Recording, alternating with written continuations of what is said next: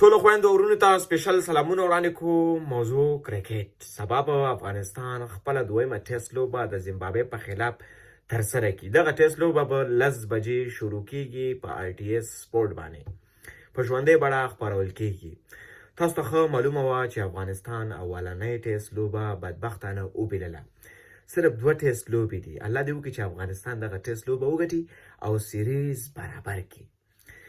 اصغر په اولنۍ ټیسټ کې ټاس وګټلو او تاسو ټولو ته ښه پته وه ځکه الحمدلله تاسو ټول ښه په کرکټ پوهېږئ. ټاس یې وګټلو او پیچ باندې ښه واښه ګرین و. د فرسټ بالینګ دپاره ډېر زیات جوړ و. اصغر دا پرېکړه وکړله راځئ چې بیټینګ وکړو. بیټینګ په دې باندې وکړو چې کم موږ ځوانان اغوستی د دوی فیوچر تباه او برباد کړو. هماغه وشول. عبدالمالک بیچاره په 0 دواړو کې وسوځېدو. زه عبدالمالک خو باید ته اوله ښه ځان سره وګرځئ، ښه کیمپونه ورباندې وکړي. دا نه چې وکټه ګرین ته ټاس وګټي عبدالمالک په لوبډله کې راواچوي چې لرې که دا ځوانان دا بیا د نورو لوبغاړو ځای نیسي، د میراثیانو ځای نیسي. یا عبدالویسي ورور باندې د 2 اورې وکړلې هغه دې هم لرې کړې، لرې شه، پس ته بیا راځه چې کله ښه بیټسمین سیټ شي راولي په هغه باندې ورز وکړي. دا ته ډېر زیات ظلم کوي. منیر کاکړ ته سنچري وواله په دوستانه گیم کې. پس ته خپل اخطا وکتل، وکټ څه خلوه په هغې باندې ته خپله بیټینګ ونه شو کولی. بیا تا دا ویلي وه چې د ځوانانو ویزو کې ستونزه وه. وایي اصغر جانه ستا ویزه کې خو ستونزه نه وه که نه، که د ځوانانو ویزه کې ستونزه وه. ابراهیم زدران خو تا تعویض کور نه زیات وکړل که نه. که ته ځان ته ځوان وایې او ته کرکټ غواړې چې وکړې او کرکټ کې پاتې شي د افغانستان کرکټ ټیم کې، تا نه موږ پرفارمنس غواړو. فری باندې نه شو لوبېدلی. دا به نه وایې ګورې دا کرکټ صرف تا نه یې ته به ورباندې قبضه وکړې. دلته افغانان ګورې در باندې چې قبضه وکړله که نه رانیسي داسې یو ټیم نه دې بهر کوي. موږ ستا ډېر زیات ریسپیکټ کوو خو ته پرفارمنس نه کوې. کله هم چې ته کله یا 20 یا 30 شنځه وکړې ستا چې کوم کسان دې راځي ما ته بېرته کنځلې کړو چې اصغر لالا مې نن داسې 30 شنځه وکړل یا 40 شنځه وکړل یا کله 50 ووایي. خامخا به یې وایي تا نه موږ پرفارمنس غواړو. ټیم کې څه رالوبېږي؟ کله چې ته ټاس وګټې وکټ ګرین وي ګراس ورباندې باید ته بالینګ انتخاب کړې او ستا بالینګ چې کله انتخاب وي هغې کې ته 2 یا 3 دانې فاست بالران ولرې. هماغه چې وکټه ګرین ده هغه سپینر دپاره جوړه نه. تاسو که د حمزه بالینګ کتلې حمزه ګورې سپین کې ډېر تیز بال ولي.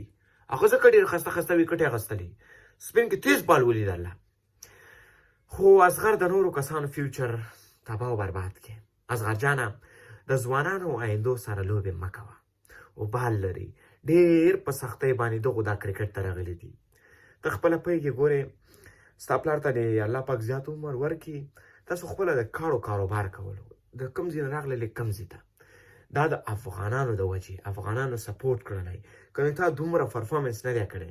نبي بیچاره چې کله لیګونه راغلل نو نبي بیچاره ریټایرمنټ واغوستو. هغه لوبډلې سره ډېر زیات ظلم وکړی. زما ته نه دا زړه په ټیسټ کرکټ کې خفه دی. په T20 کې ورباندې ویاړم، په ODI کې ورباندې ویاړم، خو ټیسټ کرکټ کې مې ته نه زړه مات شوی دی.